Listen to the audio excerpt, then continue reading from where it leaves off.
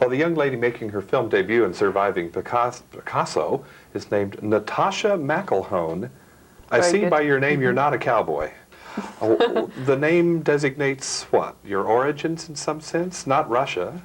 Oh no, I think my parents just like that name, or either that or they just read War and Peace or something, you know. I'm guessing Ireland or Russia, one or the other. Yeah, but my surname's Irish, my mum's Irish. I said it was your film debut. However, you've had extensive experience on stage, but could any of Not that extensive. could any of it have prepared you for working with Sir Tony, if we may call him that, on film? Yeah, well, I think if you'd done nothing and you were put in a film with him, he's great. He's a really, really special guy, as well as a brilliant actor. Yeah. So, yeah, I'm sure I'll never be that lucky again. It was amazing. Because I'm wondering, up to a degree at least, if working with a seasoned actor like that could at all be comparable to the experience of Francois Gillot dealing with Picasso. Yeah, that's true. Is there a parallel there at all? Yeah, maybe he should have been more temperamental with me and thrown things at me. You're right. And then I would have been better. We could call this... I'll speak to him about that, yeah. We could call it Surviving Hopkins. Tell us about Francoise. What kind of person is she? Well, my interpretation of the kind of person she is very repressed, extremely so. Whereas I think a lot of his other lovers weren't. They were more expressive and demonstrative emotionally. And there's a lot of things that say how she just kept a very, very tight lid on herself, which is maybe also, I don't know if it's unusual for French women, but often when I'm in France I find that there's much more freedom of expression than, say, there is in England. But she was different in that sense.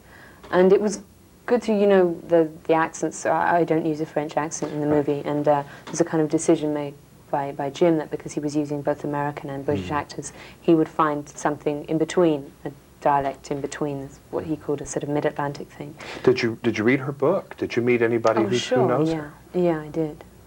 For example, other people in Paris who Oh no, I didn't meet anyone to do with her. No real life people, just lots of reading of books and looking at pictures and this kind of thing. Now, is she a person that, in your opinion, maybe was sort of inflating her position with Picasso, or was she a level, truthful person? Any way you can assess that? There's a bit of a mystery there about her. Yeah, there is.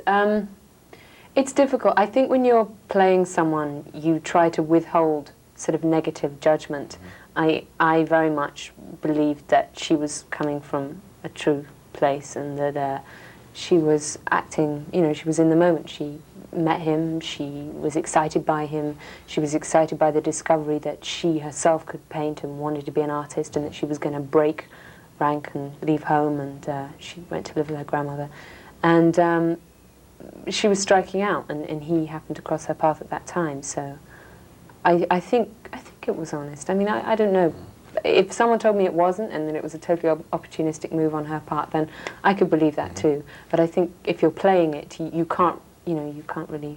From your own point of view, can you understand her interest in him, her enduring of abuse from him, and her ultimate triumph with him? Can you understand all of that dynamic as a woman? Yeah, I can. I think that even though in my life, as yet, I haven't come across anything comparable to that, I think that I can imagine it's incredibly intoxicating, especially at that time. There'd just been a war, and I think things had been pretty grim, and there'd been shortages of lots of things. And I'm sure that being able to be that passionate and that, you know, to be with someone who was that phlegmatic and that temperamental, and you never knew what he was going to do from one moment to the next, I can imagine that was pretty intoxicating, because also I think the options for women at that time were far more limited than they are now, so you often would get your excitement through and by the person that you chose to be with. So don't you think, regardless of our gender, that we look for people like this Picasso guy? We look for power, we look for certainty. He had all of those things. I think it depends what's going on in the rest of your life. I don't think there's any certainty with Picasso. I think he was the most unpredictable of people.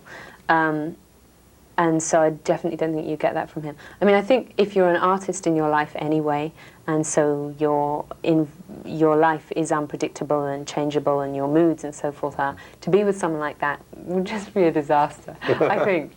But and maybe her work suffered because of that. I don't know. Maybe it didn't. Maybe it was fed by it. But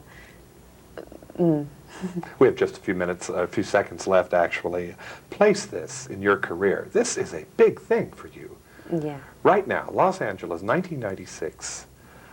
Could you have foreseen this, and where's it going, do you think? I don't know. I don't know where it's going, and I feel incredibly lucky. Really, really lucky. And maybe as you look around you, it's like, is it all out of control, or can I get a grip on all this? Oh no, it's not out of control. You're okay. Yeah. Oh yeah, sure. Because we were joking, in a few years, if we interview you again, we hope you'll still be the person that you are now. Okay? Is that a deal? Well, I hope I've developed some more. Natascha Mcelhone, pleasure you. to see you, and on screen as well. The movie is called Surviving Picasso, and I'm John Tibbetts in Los Angeles for KCTV5.